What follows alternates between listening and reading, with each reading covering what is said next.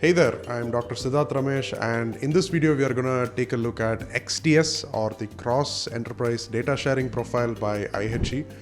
We are going to look at what problem it exactly solves, how it works, and also have a demo at the end. So by the end of this tutorial, you'll have an understanding of how real-world health organizations share information using XDS. So let's begin. So back in the 1990s, there was a big problem. Each hospital had bought their own system and all of their documents were inaccessible to one another. A facility A might keep like patient records, facility B might have like their lab reports, and facility C could have like radiology images.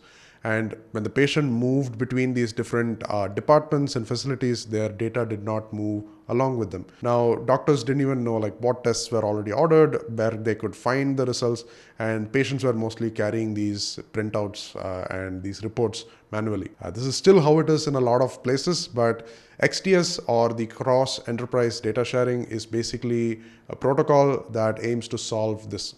It's a profile by IHE, integrating the healthcare enterprise, which is an organization that puts out different profiles for specific use cases. Now, XDS is a federated protocol. That means there is a central registry which has, an index of all the different documents there are, and it just points to different repositories that actually store or house these documents. So again, an advantage of this is that a provider can just like look at one particular registry, and that will have all of the documents in a particular enterprise, and the actual document itself is then pulled directly from the repository, and you always get the latest records. And again, it's healthcare data, so you don't want to send a copy of all of this data everywhere. So again, unlike a centralized system, XDS lets organizations keep their own data. You don't need to move this data to one single place. Now again, we talked about what exactly it does. Let's look at what the registry is. So XDS separates the metadata from the actual documents. So the registry again stores only the metadata for each document, like what the document is about, when it was created, which patient it belongs to, and so on. And the repositories store the actual documents. So this could be PDFs, this could be file documents, it could be a DICOM image, it could be anything, but the repositories store all of the actual documents. Now, you don't need to know where a document is physically stored. You just query a registry, it tells you which repository has what, and then you retrieve that directly from that repository. So in short, the XDS architecture has a few main things that you need to know about. First thing is there is a document source that creates and submits the document. So it could be an actual system like a radiology system or a lab system. The document repository will store all of the actual documents. Now this could be at the source, it could be one common repository for multiple sources. It's up to you. But usually you have one big hospital like be acting as a repository. Then there is a registry which like maintains the metadata about all of these documents in one place. Now this could be where multiple departments or multiple hospitals come together and they decide they want to share information. They all will just contribute to this registry. And then finally you have the document consumer. So this could be anyone else in the organization that's already participating, or it could be someone else who's just like consuming this data, maybe the patient.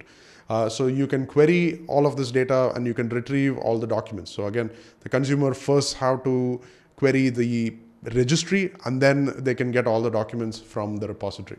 Now, there are four main protocols that you have to know in IHE XDS to really understand how these operations happen.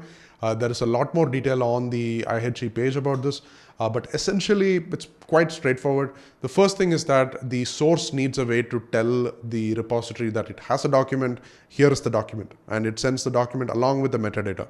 Now this is done through the ITI 41, or the provide and register protocol.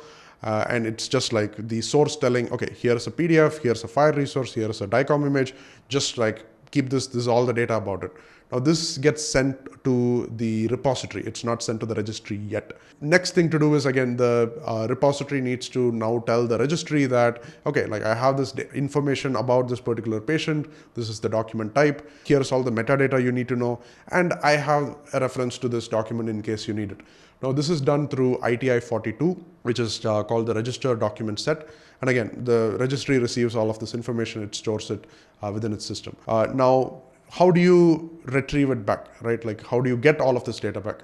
Now that's done using the ITI 18, and again this is called registry stored queries. This is how a consumer can ask the registry for documents. So it can query, okay, like for this patient, give me all the relevant documents, and that's done through an ITI 18.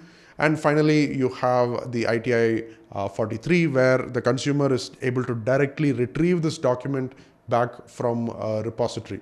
Now, the previous one, which is ITI 18, only gives metadata information, and it tells you where to find this document.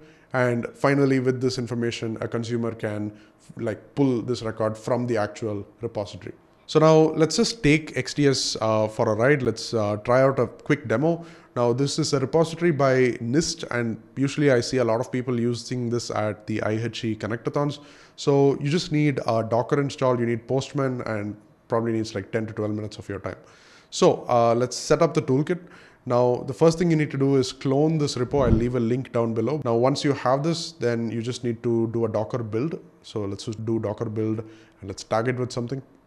Now finally, you can use Docker run to actually run this and just expose the ports 8080, 8888 and 8443. Now after the toolkit is installed and running, you can just go to localhost 8080/XDS tools 6. You will go to this XDS toolkit homepage.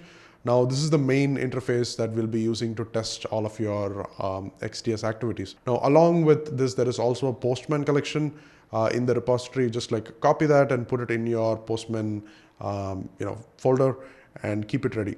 Now in the toolkit homepage, the first thing to do is set up a test environment. So click on the simulators tab and click on create new simulator. Select document registry as the actor type, give it a name like test reg or something for simulator ID, and then click on create. Now this creates a simulated document registry that we can use for testing.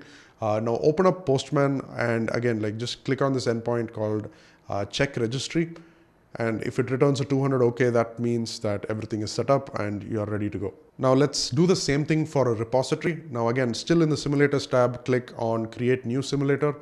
Select document repository and again give it another name for simulator ID like test repo, and then click on create. Now again, this creates a simulation repository. You can again test this using Postman.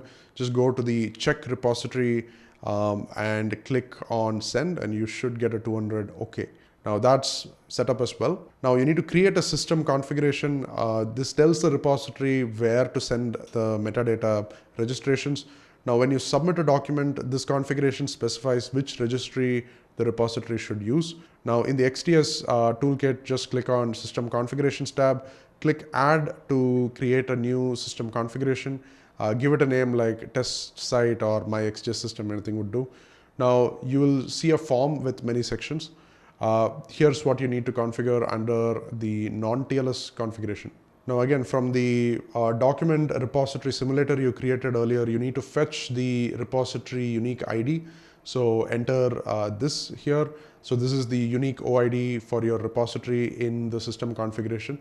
Then enter the provider and register endpoint, which is again localhost 8080, XDS tool 6, sim default test repository PRB. Again, you can just see the screen and then copy this.